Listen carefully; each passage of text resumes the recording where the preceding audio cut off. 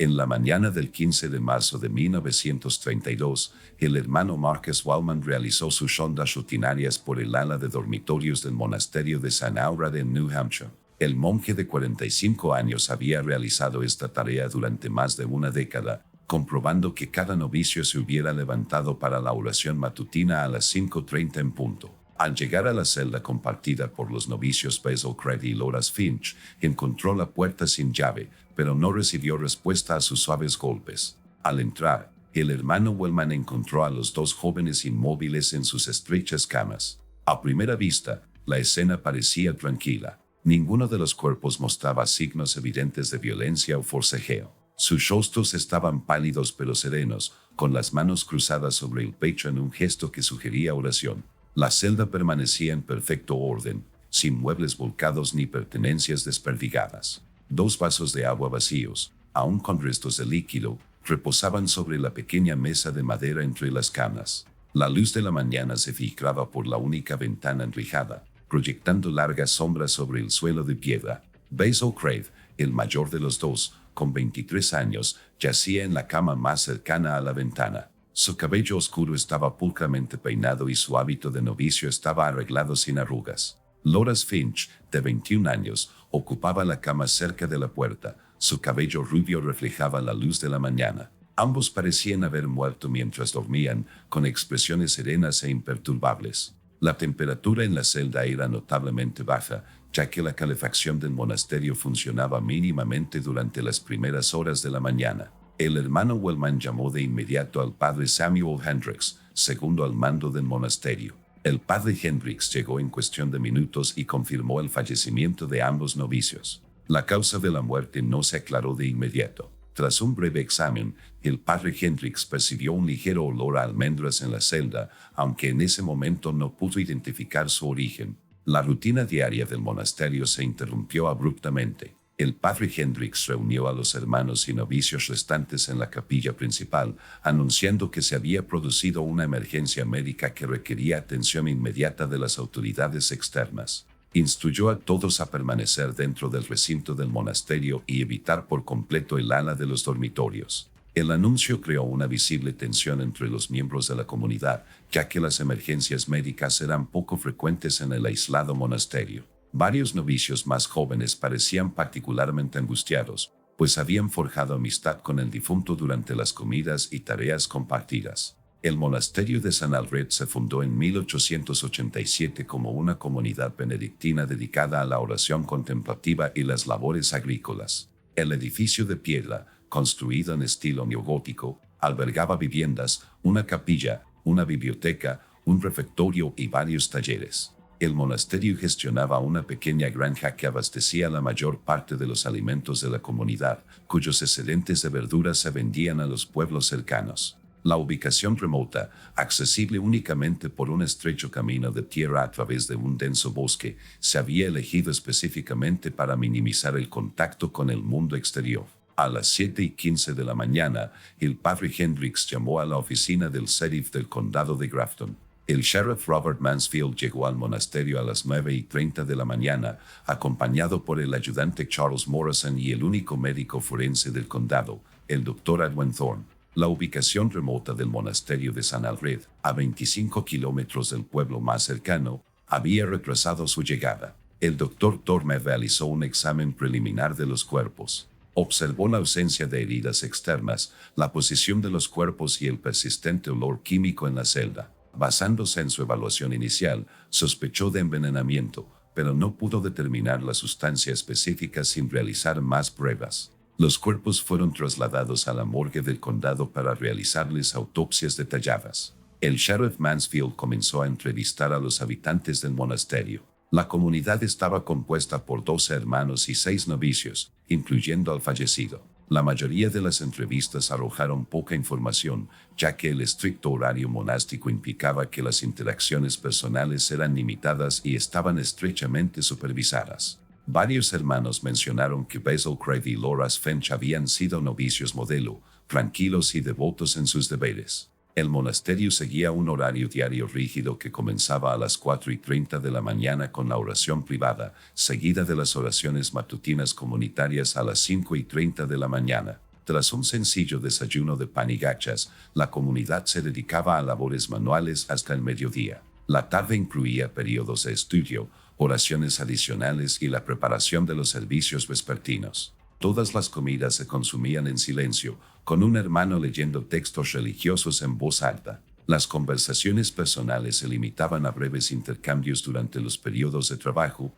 y se desaconsejaban las conversaciones privadas prolongadas. El hermano Wellman proporcionó información detallada sobre los patrones de comportamiento de las víctimas. Ambos novicios habían llegado al monasterio con una semana de diferencia en enero de 1932, provenientes de diferentes orígenes, pero con motivaciones similares para la vida religiosa. Basil Crate se había criado en el orfanato San Vicente de Boston y había trabajado brevemente como contable antes de decidirse por la vocación monástica. Loras Finch había crecido en una granja en Vermont y se sintió llamado a la vida religiosa tras experimentar lo que describió como un despertar espiritual durante una grave enfermedad del año anterior. Los resultados de la autopsia, realizados 2 días después, confirmaron las sospechas iniciales del Dr. Thorne.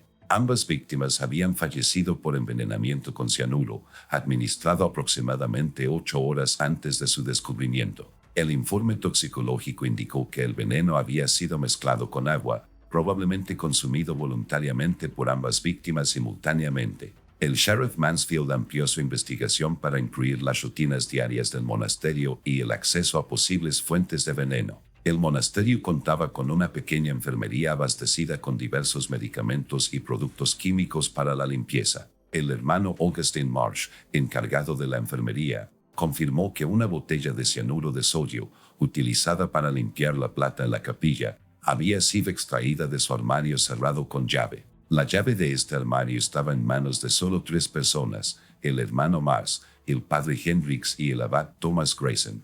Las entrevistas con los residentes del monasterio revelaron un patrón de estricta disciplina impuesta por el abad Grayson. Varios hermanos lo describieron como alguien que exigía obediencia absoluta a las reglas monásticas, con especial énfasis en mantener la pureza moral. El hermano Mars mencionó que el abad había expresado recientemente su preocupación por el desarrollo espiritual de algunos novicios, aunque no especificó a qué individuos. La investigación dio un giro significativo cuando el hermano Wellman, presionado por repetidos interrogatorios, reveló que había observado un comportamiento inusual en el abad Grayson en los días previos a las muertes. La noche del 13 de marzo, se vio al abad recorrer los pasillos del dormitorio mucho después del toque de queda establecido. Este comportamiento era inaudito, ya que el abad solía retirarse a sus aposentos privados inmediatamente después de las oraciones vespertinas. Surgieron más detalles sobre la dinámica interna del monasterio. El hermano Augustine Marsh informó que el abad Grayson se preocupaba cada vez más por mantener la disciplina entre los miembros más jóvenes.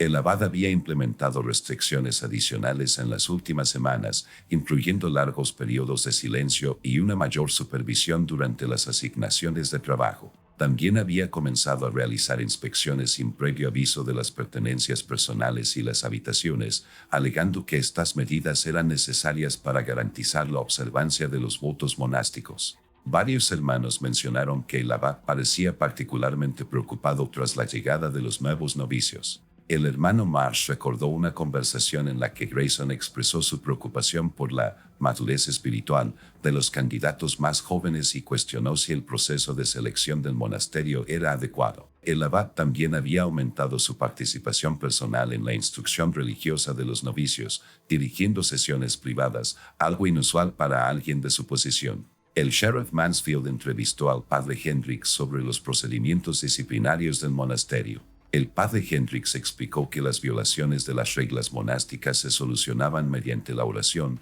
el ayuno y la asignación de trabajos adicionales. La expulsión del monasterio se reservaba únicamente para las faltas más graves, y tales decisiones requerían consulta con el obispo diocesano. No se habían tomado medidas disciplinarias formales contra ninguno de los novicios fallecidos. La investigación del sheriff reveló que ambas víctimas habían quedado huérfanas a temprana edad y no tenían familiares con quienes contactar. Basil Crate se había criado en un orfanato católico de Boston antes de ingresar al monasterio. Loras Finch había trabajado como jornalero agrícola en Vermont antes de decidirse por la vida religiosa. Ninguno de los dos mantenía correspondencia con nadie fuera del monasterio.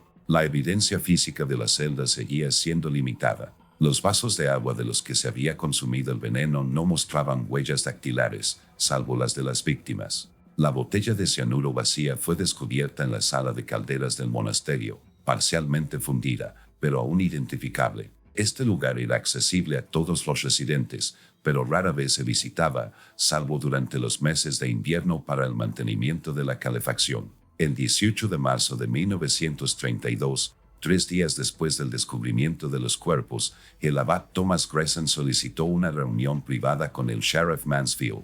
El abad, de 57 años, parecía sereno, pero notablemente envejecido desde el inicio de la investigación. Solicitó hablar sin la presencia de otros miembros del monasterio ni de un abogado. «Soy responsable de la muerte de Basil Craig y Loras Finch», declaró Grayson sin preámbulos. «Administré el veneno que acabó con sus vidas». El sheriff Mansfield advirtió de inmediato al abad sobre sus derechos legales y se ofreció a contratar un abogado, pero Grayson se negó, insistiendo en proporcionar un relato completo de sus actos. Según la confesión de Grayson, había descubierto a las 2 novicias en lo que describió como un encuentro íntimo durante su inspección nocturna del dormitorio el 13 de marzo. Afirmó que este descubrimiento confirmó sus crecientes sospechas sobre su relación, que, según él, violaba principios fundamentales de la vida monástica y la moral cristiana. El abad explicó que había pasado el día siguiente en oración y contemplación, buscando orientación sobre cómo abordar la situación. Consideró varias opciones, incluida la expulsión del monasterio, pero finalmente concluyó que tales medidas serían insuficientes. En su opinión, los 2 jóvenes no tenían salvación y representaban una amenaza espiritual para toda la comunidad. La confesión de Grayson reveló la meticulosidad de su planificación. Había dedicado horas a investigar los efectos de diversos venenos disponibles en el monasterio y finalmente seleccionó el cianuro de sodio por su rápida acción y relativa indolencia. Había preparado justificaciones detalladas para sus acciones, citando textos religiosos y filosofía moral para respaldar su decisión. El abad describió su estado mental durante este periodo como de completa certeza, considerando sus acciones planeadas como un sacrificio necesario por el bien común del monasterio. La confesión también incluía detalles inquietantes sobre las observaciones de Grayson a las víctimas en los días previos a su muerte. Había estado monitoreando sus movimientos e interacciones, tomando notas sobre sus patrones de comportamiento y documentando lo que consideraba evidencia de su relación inapropiada. Esta vigilancia había intensificado su convicción de que era necesario actuar de inmediato para evitar la contaminación del ambiente espiritual del monasterio. Grayson describió sus acciones con metódico detalle. La noche del 14 de marzo, recuperó el cianuro de sodio de la enfermería y lo disolvió en agua. Luego visitó la celda de los novicios, informándoles que conocía su relación y que debían elegir entre la desgracia pública y una conclusión misericordiosa a su sufrimiento. Les ofreció el agua envenenada, describiéndola como una forma de evitar la vergüenza que les acarrearía su exposición. El abad afirmó que ambos jóvenes habían aceptado el veneno voluntariamente, considerándolo preferible a que se conocieran las consecuencias de sus actos. Permaneció con ellos hasta que perdieron el conocimiento y luego dispuso sus cuerpos en posiciones pacíficas antes de regresar a sus aposentos. No pretendía ocultar las muertes, pero esperaba que la causa permaneciera indeterminada. El sheriff Mansfield presionó a Grayson para obtener más detalles sobre la relación de las víctimas y su descubrimiento de sus actividades. El abad proporcionó información específica sobre el momento y la naturaleza de lo que había presenciado, aunque se negó a dar más detalles que consideró inapropiados. Al ser preguntado por su falta de remordimiento, Grayson sostuvo que sus acciones habían sido necesarias para proteger la integridad espiritual del monasterio. No expresó arrepentimiento por las muertes en sí, solo por la perturbación que causaron a la comunidad religiosa. Consideró su confesión como un último acto de servicio al monasterio, que disipó la incertidumbre que había plagado la investigación. El juicio de Thomas Grayson comenzó el 20 de junio de 1932 en el juzgado del condado de Grafton. El juez Harold Blackstone presidió un proceso que atrajo gran atención pública. El caso representó una inusual intersección de autoridad religiosa, juicio moral y derecho penal que fascinó tanto a los profesionales del derecho como al público en general. El fiscal William Hardwell presentó el caso como un claro ejemplo de asesinato premeditado.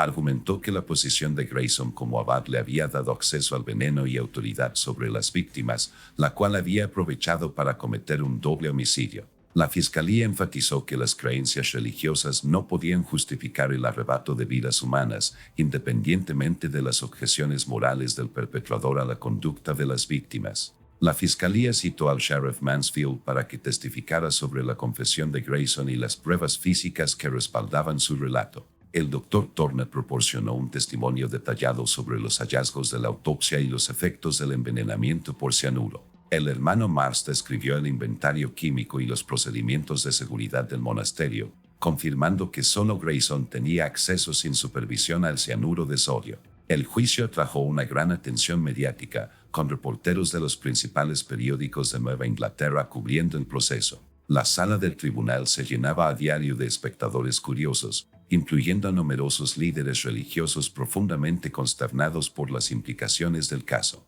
La Iglesia Católica emitió un comunicado desmarcándose de las acciones de Grayson, al tiempo que afirmaba su compromiso con la debida supervisión de las comunidades monásticas. Los peritos testificaron sobre los efectos psicológicos de la vida religiosa aislada y la posibilidad de que se desarrollen creencias extremas en comunidades cerradas. La doctora Margaret Thornfield, psiquiatra de la Facultad de Medicina de Harvard, testificó sobre los peligros de la autoridad sin control en entornos institucionales. Explicó cómo el aislamiento y las estructuras jerárquicas rígidas podían contribuir al desarrollo de un razonamiento moral distorsionado y patrones de toma de decisiones peligrosos. La fiscalía presentó pruebas de la extensa planificación de Grayson, incluyendo notas manuscritas halladas en sus aposentos personales que detallaban sus observaciones de las víctimas y sus razones para los asesinatos. Estos documentos revelaron un enfoque sistemático de la vigilancia y una justificación cuidadosamente elaborada de sus acciones,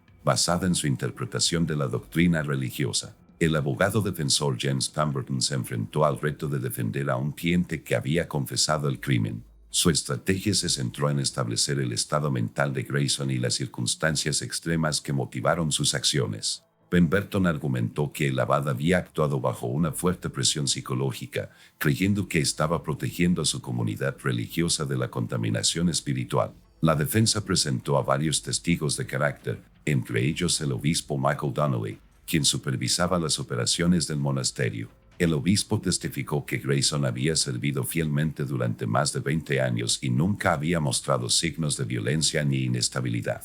Describió al abad como un hombre de profundas convicciones que había dedicado su vida a mantener los más altos estándares de conducta religiosa. Pemberton intentó presentar pruebas sobre la relación de las víctimas, argumentando que su comportamiento había creado una situación intolerable en el monasterio. El juez Blackstone dictaminó que la naturaleza de la relación personal de las víctimas era irrelevante para los cargos de asesinato, lo que limitó la capacidad de la defensa para justificar las acciones de Grayson por motivos morales. La acusación se mantuvo clara durante todo el juicio. Harwell enfatizó repetidamente que Grayson había planeado y ejecutado la muerte de dos jóvenes que no representaban ninguna amenaza física para nadie. El método de envenenamiento demostró premeditación y la posición de autoridad del abad hizo que el crimen fuera particularmente atroz. Durante su testimonio, Grayson mantuvo la compostura y repitió su confesión sin cambios significativos. No mostró ninguna reacción emocional al ser interrogado sobre los últimos momentos de las víctimas ni sobre el impacto de sus acciones en la comunidad del monasterio. Su calma pareció perturbar a muchos observadores de la sala, incluidos varios miembros del jurado. El jurado deliberó durante menos de 4 horas antes de emitir un veredicto de culpabilidad por 2 cargos de asesinato en primer grado. El juez Blackstone condenó a Grayson a cadena perpetua sin posibilidad de libertad condicional, señalando que la absoluta falta de remordimiento del acusado impedía cualquier consideración de clemencia. Thomas Grayson fue trasladado a la prisión estatal de New Hampshire el 2 de julio de 1932. Los registros penitenciarios indican que se adaptó rápidamente a la vida institucional, manteniendo la rutina disciplinada que había caracterizado su vida monástica. Dedicaba su tiempo a la oración en solitario y rechazaba la mayoría de las interacciones sociales con otros reclusos. Los guardias lo describieron como un preso modelo que no causaba problemas disciplinarios. El monasterio de San Alfred cesó sus operaciones en octubre de 1932, tan solo 7 meses después de los asesinatos. El obispo Donnelly anunció que los traumáticos acontecimientos habían imposibilitado el mantenimiento de la misión espiritual de la comunidad religiosa. Los hermanos y novicios restantes fueron trasladados a otros monasterios de Nueva Inglaterra, aunque varios optaron por abandonar la vida religiosa por completo. El edificio del monasterio permaneció vacío durante 3 años antes de ser adquirido por el estado de Nuevo Hampshire. Se convirtió en una residencia para personas mayores que necesitaban cuidados asistidos. La conversión requirió una renovación exhaustiva para eliminar los símbolos religiosos y adaptar la estructura a su nuevo propósito. Los periódicos locales siguieron el caso de cerca y la cobertura se extendió más allá de New Hampshire, llegando a publicaciones regionales de toda Nueva Inglaterra. La noticia generó un debate significativo sobre la autoridad religiosa, la homosexualidad y los límites del juicio moral. Varios editoriales criticaron el aislamiento de las comunidades monásticas y cuestionaron si dichas instituciones supervisaban adecuadamente a sus miembros. El caso sentó varios precedentes legales en materia de libertad religiosa y responsabilidad penal. En casos posteriores, los tribunales citaron el veredicto de Grayson al dictaminar que las creencias religiosas no podían justificar actos delictivos, incluso cuando dichas creencias fueran sinceras y fundamentales para la identidad del acusado. Thomas Grayson falleció en prisión el 14 de noviembre de 1959, a la edad de 84 años.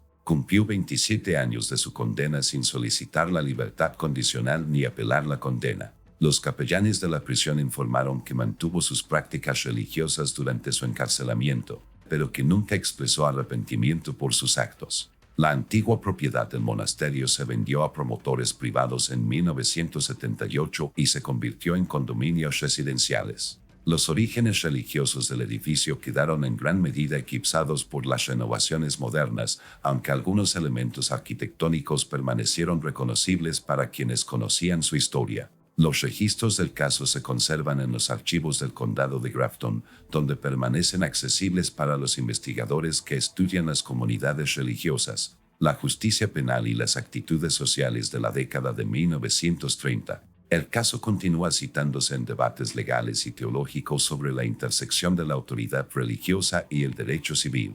Los asesinatos del monasterio de San Alfred representaron un claro ejemplo de cómo las creencias morales rígidas podían tener consecuencias trágicas al combinarse con una autoridad descontrolada y el aislamiento social. El caso puso de relieve la importancia de la supervisión externa para las comunidades cerradas y los peligros de permitir que los prejuicios personales se antepongan al respeto fundamental por la vida humana.